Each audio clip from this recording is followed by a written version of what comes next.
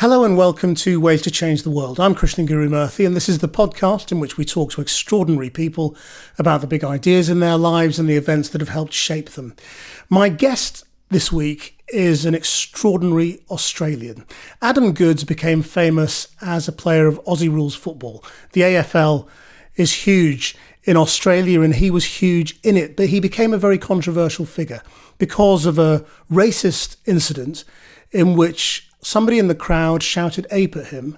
He turned on that person, pointed them out to the stewards, and the abuser turned out to be a 13-year-old girl. She was ejected from the stadium, rightly, in many people's views.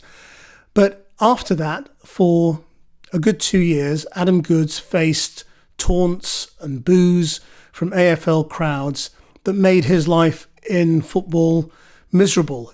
His story became something that was tossed around social media and the television and commentators and the newspaper pages, and it unveiled and revealed what many people felt was both the best and the worst in Australia. He did eventually get apologies from the AFL. He was named Australian of the Year.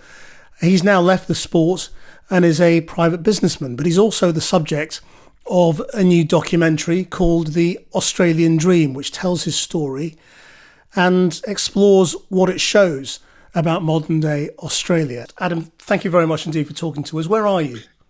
I'm in Bondi in Sydney. It was 23 degrees on our first day of winter, not bragging. Okay, well, it's quite a nice day here too. So we're sort of talking in similar climates. Excellent. I suppose the first thing I should get you to do is tell us in your terms who you are. What is your identity? Yeah, it's an interesting question. Understanding what your identity is, was, and what do you want it to be, I suppose. And for me, growing up, I knew I was Aboriginal. And I knew that our tribe was the Advocacy tribe, but we didn't have any connection to it. We had no connection to our culture. We didn't speak the language.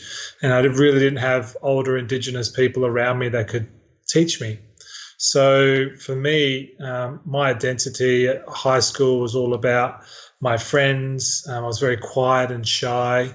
Then I got drafted to the Swans and my confidence and the AFL started to pick up and the confidence in my own self started to pick up. And I suppose it was the first time a reporter asked me, when I was 18 at the Swans in my second season, you're an Indigenous player, you're a role model for your people. How does that make you feel? And in my mind, I was thinking, I actually don't know what it means to be an Indigenous person. Yes, I identify as being an Aboriginal man, but I actually don't know what that means to be an Aboriginal person, not only in 1999, but what it means to be an Aboriginal person since colonisation. So I signed up to do a diploma in Aboriginal studies, and that's where I really got a lesson about who it is I wanted to be as a proud Indigenous person. And to understand who you are, you have to know where you come from, and you have to understand the history of colonisation. You have to understand the 60,000-year history before that, and to know that, this little bit of time that I'm living is such a small speck when we think about the whole time Indigenous people have been occupying Australia. I mean, we should sort of jump forward massively just to sort of summarise the story and the controversy, if you like. Perhaps, the reason that there is a film about you. And it goes back to a match years ago in which you were the subject of some racist abuse by a 13-year-old girl who called you an ape. And after that, you pointed her out. It triggered a huge controversy about whether you had handled that right, and you became the subject of boos by crowds sort of in a really bullying way. I mean, can you tell the story from your perspective? I mean, what happened that day and what your reaction was? So I think even though in your question you say we're jumping forward, but if we go back to that time when I went to my first class of doing my Indigenous studies to really figure out who I am and as an Aboriginal person, I was racially vilified all through school on sporting fields. But because I didn't know and wasn't connected to my culture, I didn't actually know what they were trying to vilify me and how that was going to connect with me. And, those names and whatnot they called me, that was just water off a duck's back. And it was only after I learnt about my culture, understood what it meant to be an Indigenous person and understood the racial undercurrent here in Australia, which is, can be very, very vile. And for me, being vilified from that point on actually cut me to my core. So for me, when, that game on a Friday night at the MCG in front of 60,000 people, one thing about that game was it was actually Indigenous round as well. So one game a year we celebrate Indigenous people and their connection to the game and their contribution to the game. And the Swans versus Collingwood was the opening game of that round on the Friday night. So it's a very big game. And it was only in the last 2 minutes of the game when I was right near the boundary, I could hear someone go, "Goods, you're an ape." And like all things that happened with me on a football field, it was an instinctive reaction. I've been vilified all my life, and now was the time for me to start pointing the finger at people and start to have conversations about what it is you're saying to me and how it actually makes me feel. So what happens in that moment is that you instantly point to the girl. And I suppose and at the point it happened, you can't have known exactly who it was, but you pointed to where the sound had come from. Well, I knew exactly where it came from because when I heard it, I just turned around and I was just like, bang, just pointed straight away.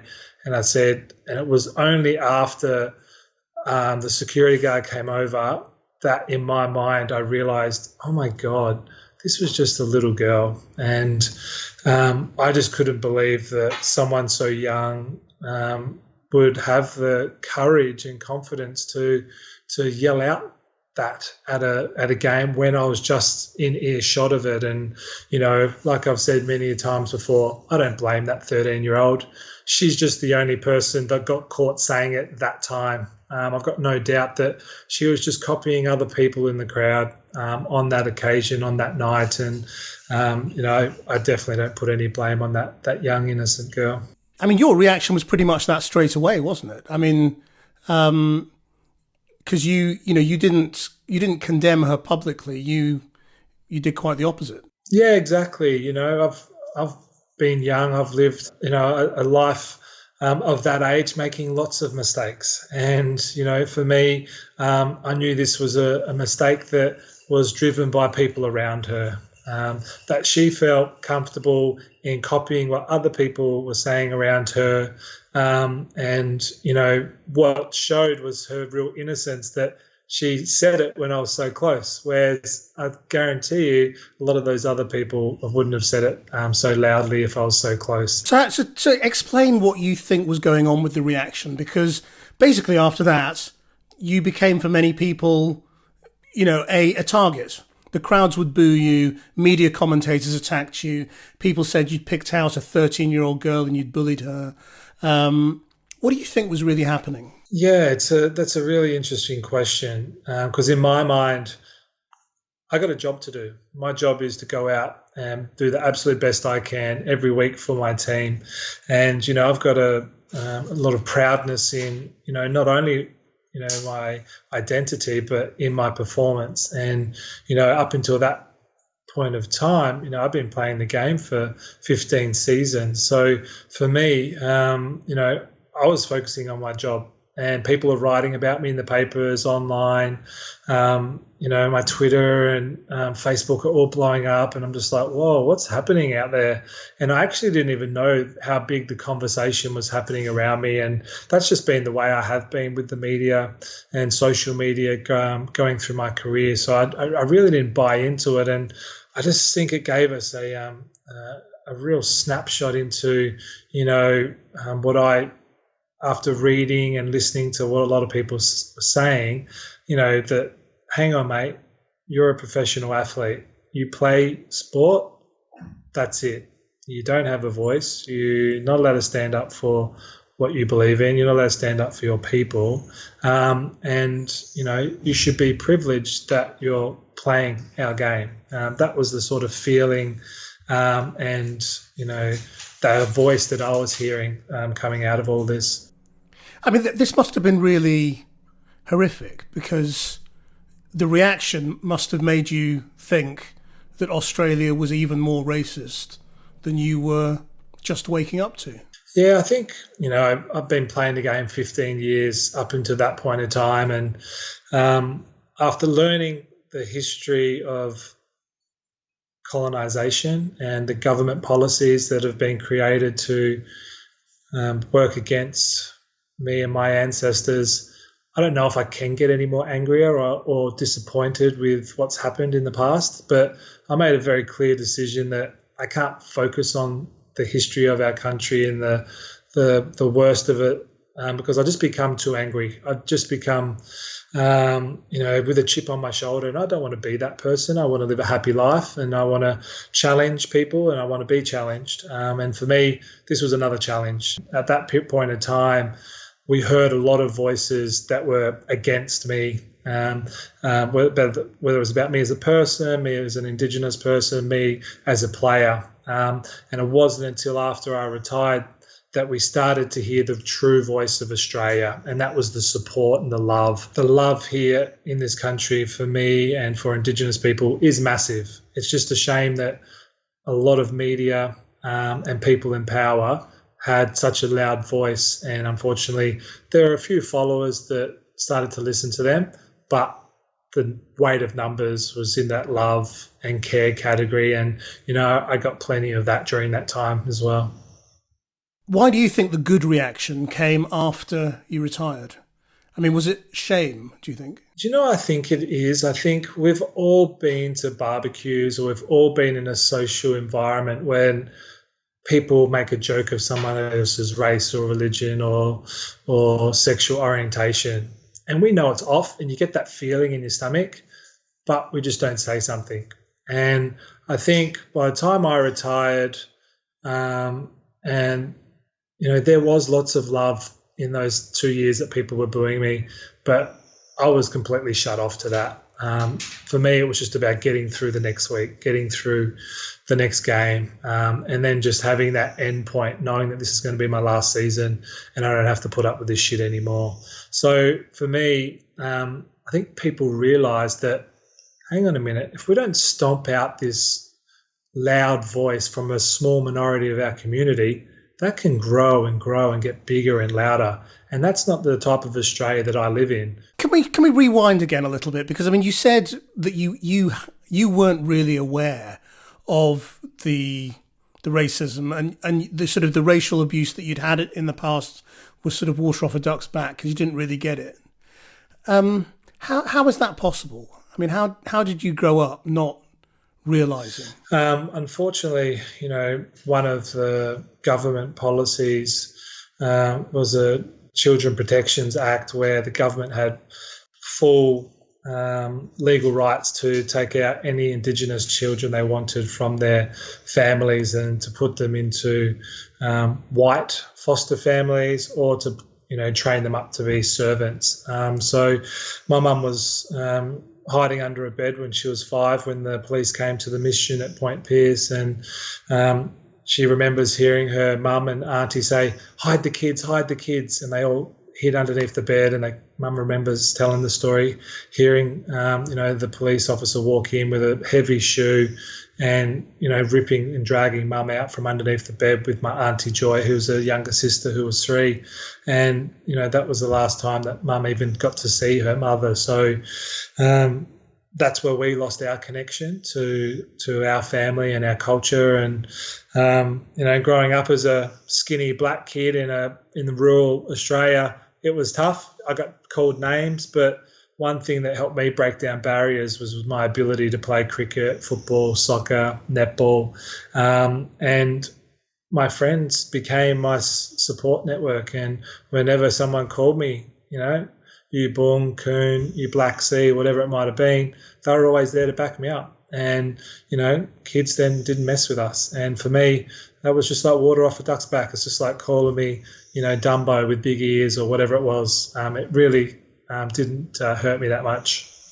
So were you brought up at all? I mean, was anybody telling you about your Indigenous culture when you grew up as a child? No, not at all.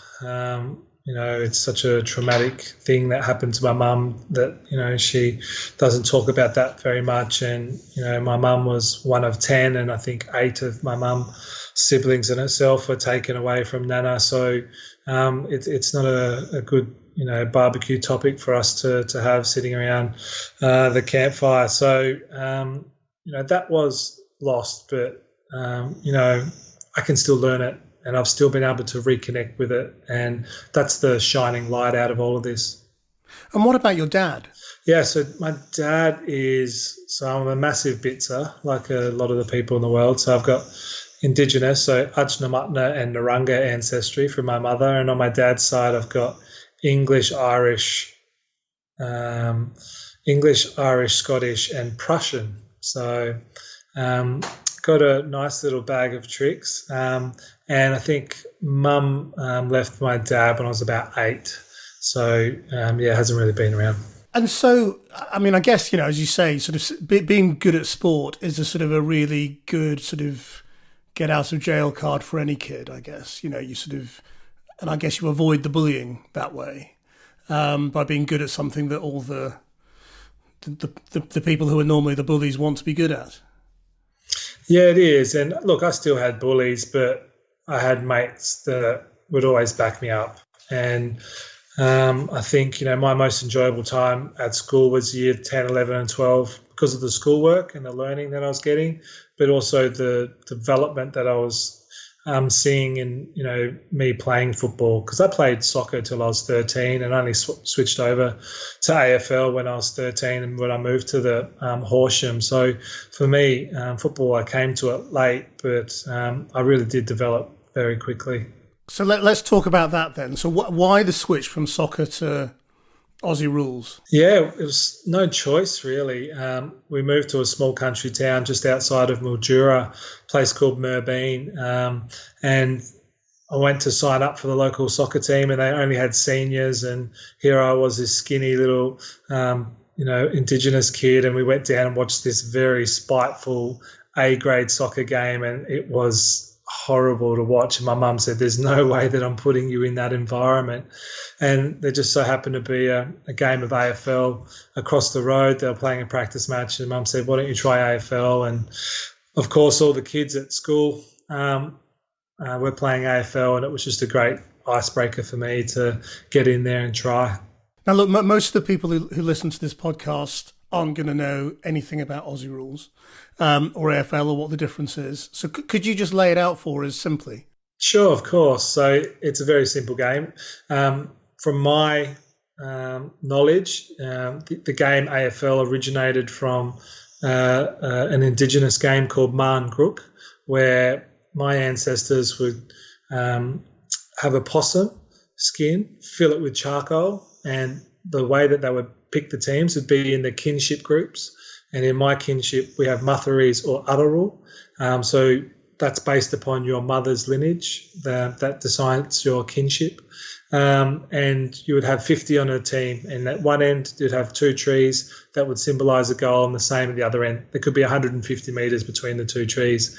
And this game would just go on for hours and hours and hours. And that's the game Marn Grook. And I believe that that's the game that AFL has originated from. And like you said, I played it for 18 years, Krishnan, and I still don't know the rules. It's one of those things. It's interpreted by 3 umpires on the ground. They do their absolute best. When I broke my hand in junior football, I went and did umpiring to get a better knowledge and understanding of the game.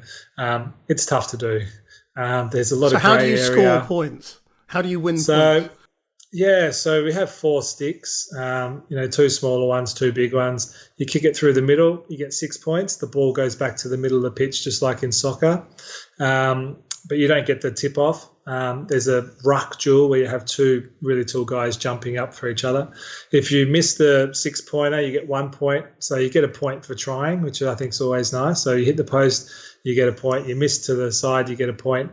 But then the opposition gets the ball back from that goals and then they get possession. So what I love about AFL is it's a little bit like English football.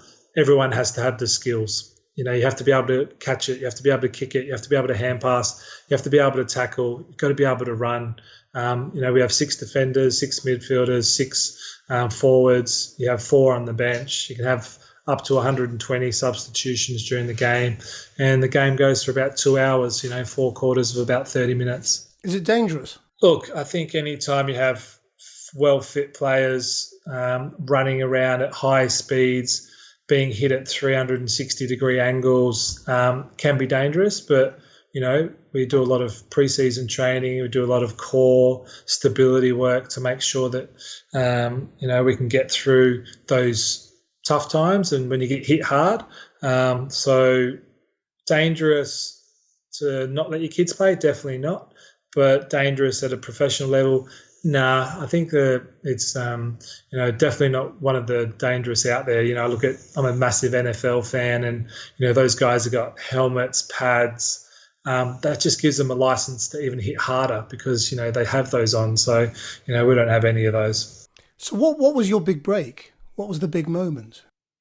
Yeah, so the big moment for me was my first season at the Swans. I played in the reserve grade for the whole season. I didn't get an opportunity to play in the first grade, and I saw players that I played against the year before all get their opportunity at other football clubs. And I was like, well, I've played on those guys. I know I'm better than those guys. And that sort of gave me the confidence. And the next pre-season, I put a lot of work in.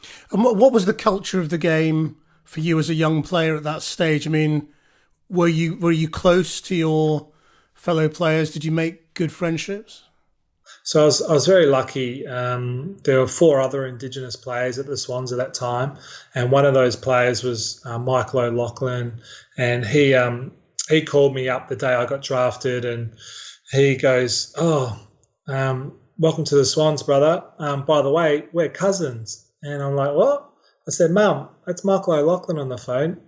He said that we're cousins. I said, yeah, your nana and his nana are sisters. And I'm just like, okay, well, it's good to know. I'm going to this foreign city and I'm going to have family there. And, he was a fantastic role model for me in my career to play, 15 years with him. It was just amazing. Were you hanging out with him and the other Aboriginal players, or were you all mixing? I mean, were you friends with the white players too? Yeah, so the culture at the time was very much old school football, where the old players hang around the old players, and the young players, they're the bottom dwellers, the shit feeders. They're at the bottom, the last of the pecking order, last to line up for the lunches. So it was made very clear where you stood in the pecking order.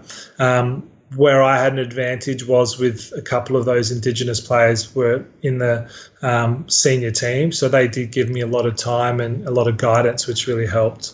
And so did you feel racial prejudice at that stage? Definitely not from my teammates, but in my first year of playing, from opposition players, definitely. Tell me a bit more about that. Oh, it's just what happened in games of football, unfortunately, which you sort of get used to.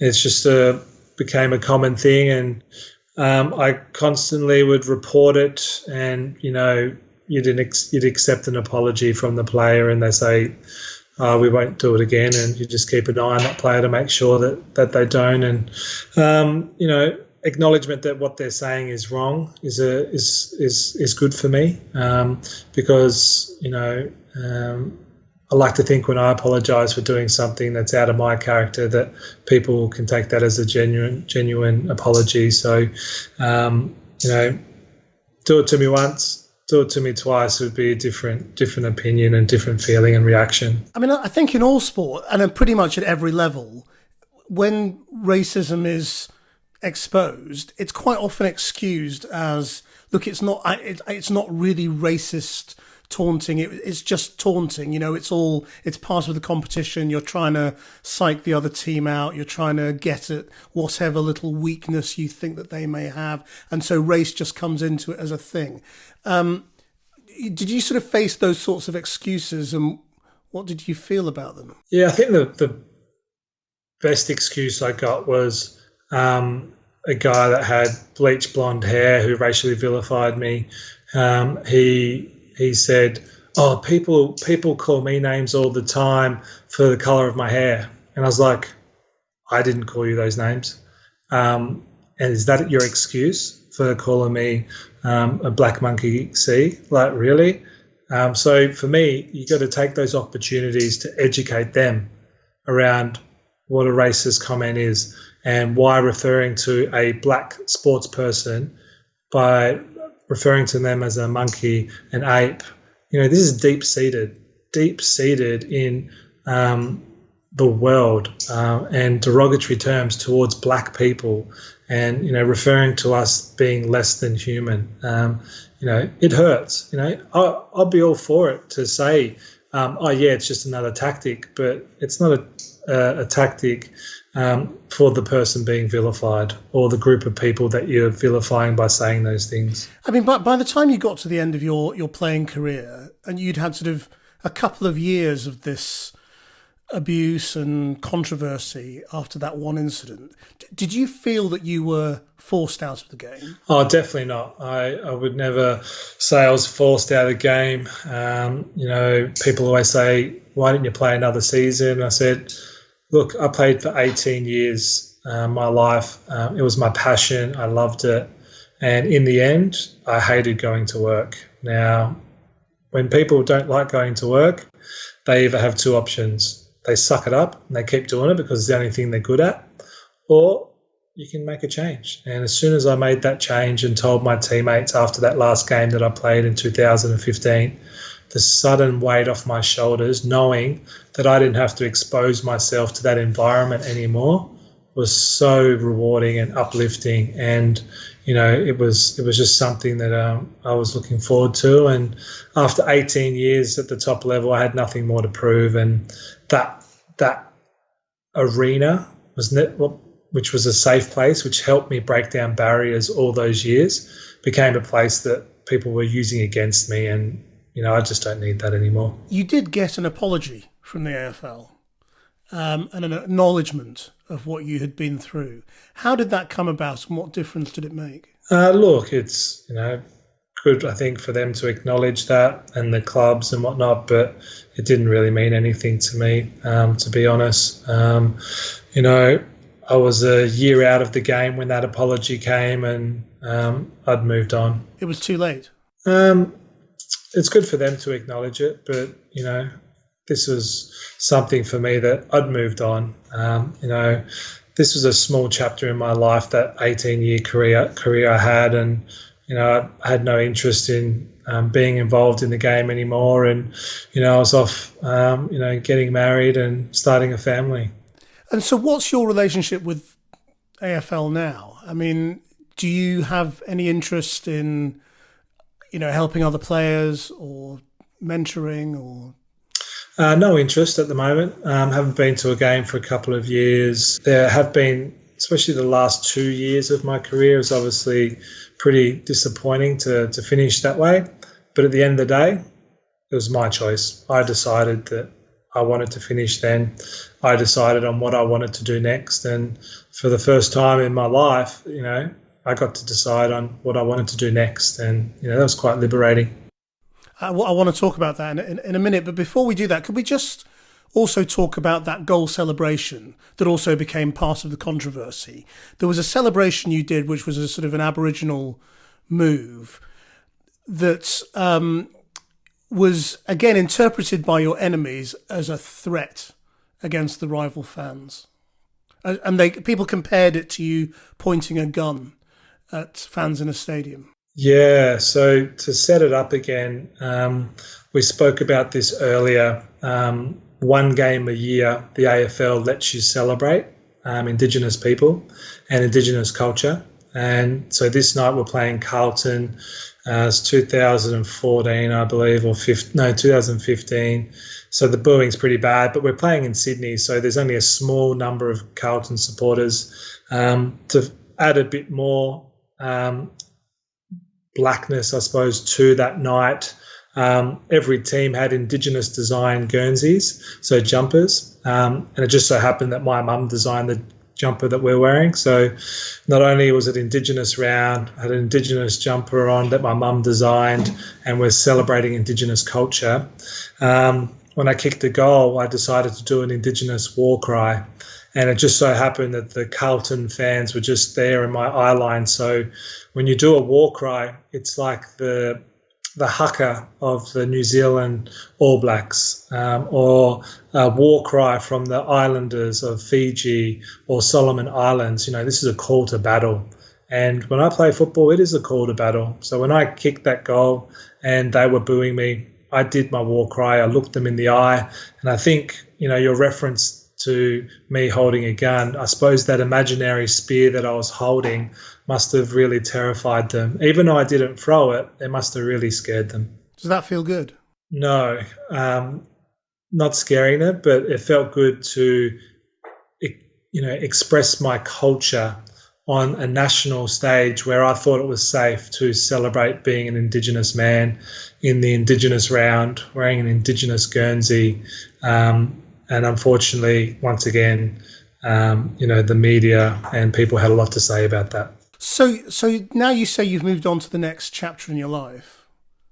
What is it? Yeah, so I started a business 4 years ago. Have a couple of businesses now. I help Indigenous businesses engage with government contracts, in particular in the defence and infrastructure programs. We help them build their capability. We help them with their tender writing. We help them with their reporting, with client relationship, and something that I really enjoy. I get to work with 90-odd Indigenous businesses throughout Australia, build their capability, win opportunities. I also work with the government on those contracts to make sure that Indigenous businesses and engagement is written into their contracts so that Indigenous people aren't missing out on these big infrastructure projects that are happening here in Australia. And the biggest thing is I get to work with these Indigenous entrepreneurs who, have fellow Indigenous employees that are just out there, working hard, trying to make a living and make a difference in their communities. So how racist would you say Australia is today? I mean, have things changed massively? Well, unfortunately, there's not some sort of meter to say how racist the country is, for me, but it's such a small minority of people in Australia that have a loud voice. And when you have a loud voice, it can be heard. And sometimes when you have the loudest voice, other people listen. One thing that, I take from all of this is that Australia isn't a racist country. We have people here that have that type of views for sure, but there's such a small minority of people, and whenever they keep popping their heads up, we've got to keep knocking them off and telling them this is the type of Australia we want to live in. This is who we are as a multicultural society, and we're very inclusive and respectful of other people's cultures and beliefs. That's really interesting and very sort of optimistic. Have to be. Is that something that you come to over time? I've always been optimistic like that, because if I'm not like that and I keep reflecting on our history here in Australia and the fact that we still don't have sovereignty, we're the only country part of the Commonwealth that doesn't have sovereignty with its Indigenous people. We're also not even written into our constitution here in Australia. So, and up until 53 years ago, Aboriginal people and Torres Strait Islander people in this country were only seen as fauna and flora. That's animals and plant life. So if I keep focusing on the negatives, it's a sad story, and it'll be hard to get up every day and go to work and try to be positive. But I am optimistic. I've got a beautiful little daughter who's about to turn 1 in a couple of weeks in there, who's going to know about her Indigenous heritage, who's going to be very proud of who she is and where she comes from. And what are the constitutional changes you want to see? Acknowledge that we were here and that we are still here in the Constitution. There's an element in our Constitution that still opens itself up for racism in our Constitution and gives political parties the opportunity to exclude people from voting based on their race. That's still in our Constitution. So these are a couple of things that we're just asking for. When you talk about sovereignty, what do you mean and what do you want? Acknowledgement. Indigenous people, like we already have from the scientists, that we are part of the longest surviving culture in the world, over 60,000 years. We should be celebrating that in Australia. And I say that a week after a mining company, Rio Tinto, blasted a traditional Indigenous site in Western Australia, which is 45,000 years old cave works, for their mining contract. And they had permission to do it from the government. So these are the times that we live in. And for me, if we acknowledge our culture the way that it should be, that would never happen. You're not going to have somebody walk into Rome and start blowing up traditional sites that have been there for 1,000 years. We're talking about 45,000 years old. And do you see politics as a way to help one day in the future? Not for me, no. I think working with governments will continually be something that we will do, and keep working on both sides of Parliament. I think here in Australia our politics is highs and lows and swings between parties very often. So me throwing my hat in the ring is something that I won't be doing anytime soon, but I'll keep working with government officials and MPs who, share the same values and want to see the same good policies get through and make a real difference. We're just kind of getting to the end really now, and we have this sort of final question that I like to ask everybody, which is, if you could change the world anyway, how would you change it? I think the one thing that, I would love to see, or, one thing that might make a difference, in changing the world is for us to all be colourblind, not to see people for the colour of their skin.